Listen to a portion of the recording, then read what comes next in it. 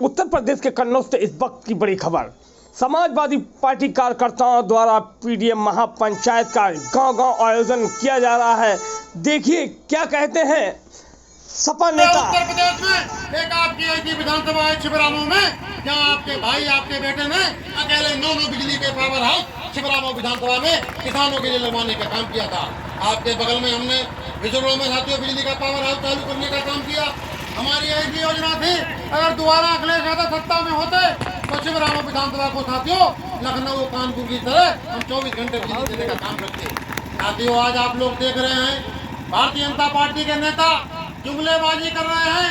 तमाम लंबी किसानों से वादे किए थे, नौजवानों से वादे किए थे, किसानों से कहा था किसानों की आय को दोगुना करेंगे, नौजवानों को बेरोजगार नौजवान है उनको हड़ताल को नौकरियां देने की बात की। तमाम भारतीय जनता पार्टी के नेताओं ने वादे किए थे आय को दोगुना करेंगे, सही है, महंगाई को कम करेंगे, बेरोजगारी खत्म करेंगे। लेकिन साथियों हम आपको बता रहे हैं कि भारतीय जनता पार्टी की सरकार किसानों के प्रति कतई बिल्कुल जवाबदेह की नहीं साथियों है। आज ये सरकार भारतीय जनता पार्टी की सरकार देश के जो बड़े बड़े पूंजीपति हैं, टाटा हो, अडानी हो, अंबानी हो और तमाम एक दर्जन ऐसे बड़े घराने हैं, जनता पार्टी की सरकार चल रही है। किसानों को कर्जा साथियों माफ नहीं किया, किसानों की आय को दोगुना नहीं किया। आज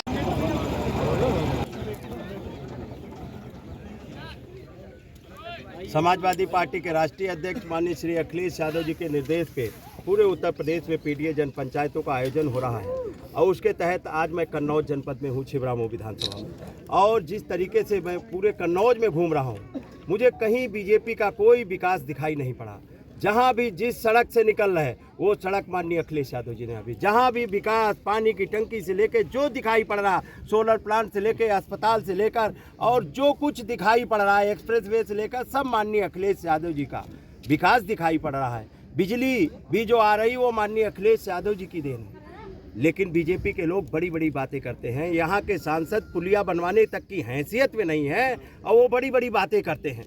तो इसी तरीके से बीजेपी के सभी नेता बड़ी बड़ी बातें, इन्होंने तो गांव जो गोद लिया उस गांव में कोई विकास नहीं हुआ। माननीय अखिलेश यादव जी ने तो पूरे कन्नौज को गोद लिया, हर गांव गली सड़क सब बनवाने का काम किया। पंडित जनेश्वर मिश्रा जी के योजनाओं के तहत गाँव का विकास कराया, लोहिया के गाँव के तहत लोहिया गाँव विकास किए और साथ ही साथ में सर्वांगीण विकास करके यहाँ पे एक मॉडल पेश करने का काम किया। और ये लोग बड़ी बड़ी बातें हाँकने का काम बीजेपी के लोग करते, लेकिन धरातल पे कोई विकास नहीं है।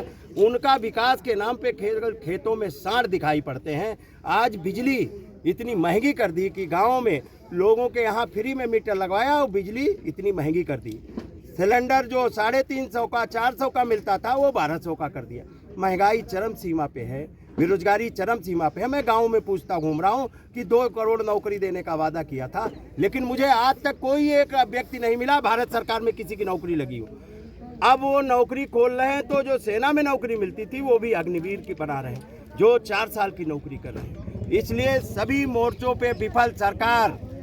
महंगाई कंट्रोल नहीं कर पाई, बेरोजगारी खत्म नहीं कर पाई, भ्रष्टाचार खत्म नहीं कर पाई, पूरी तरह से कानून व्यवस्था दुरुस्त नहीं कर पाई। हर मोर्चे पे विफल सरकार भगवान राम की आड़ लेना चाहती है। अब भगवान राम भी उनको माफ करने वाले नहीं है। 2024 में माननीय अखिलेश यादव जी के नेतृत्व में देश में नया प्रधानमंत्री बनाने का काम होगा।